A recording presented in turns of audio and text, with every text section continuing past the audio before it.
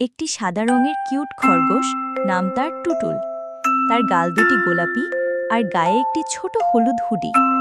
সে রঙিন জঙ্গলের মাঝখানে তার ছোট কাঠের ঘর থেকে টিপটো করে চুপি চুপি বের হয়ে আসে।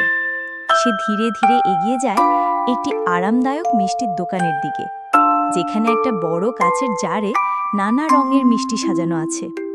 টুটুল দুষ্টু হাসি দিয়ে দোকানে লাফিয়ে ঢুকে পড়ে। তখন দোকানের বন্ধুসুলভ বুড়ো ভালুক দোকানদার ঘুমাচ্ছিল। টুটুল এক গুচ্ছ মিষ্টি তুলে নেয় এবং গাল ভরে খেতে থাকে। হঠাৎ করে তার পেট গোল হয়ে ফুলে ওঠে। সে ব্যথায় পেট ধরে কাতরাতে থাকে। তার কান নিচে ঝুলে পড়ে। সে কাঁদতে শুরু করে। এই সময় একটি সবুজ চশমা পরা জ্ঞানী কচ্ছপ ধীরে ধীরে এসে টুটুলকে সান্ত্বনা দেয়। কচ্ছপ টুটুলকে দয়ার সাথে বোঝায়। এরপর তারা একসাথে দোকানে ফিরে যায়। টুটুল দোকানদারের কাছে কান নিচু করে চোখে পানি নিয়ে ক্ষমা চায়। দোকানদার মৃদু হেসে টুটুলকে একটি ছোট মিষ্টি দেয়, সত্যি বলার জন্য পুরস্কার হিসেবে। টুটুল আনন্দে চওড়া হাসি দেয়।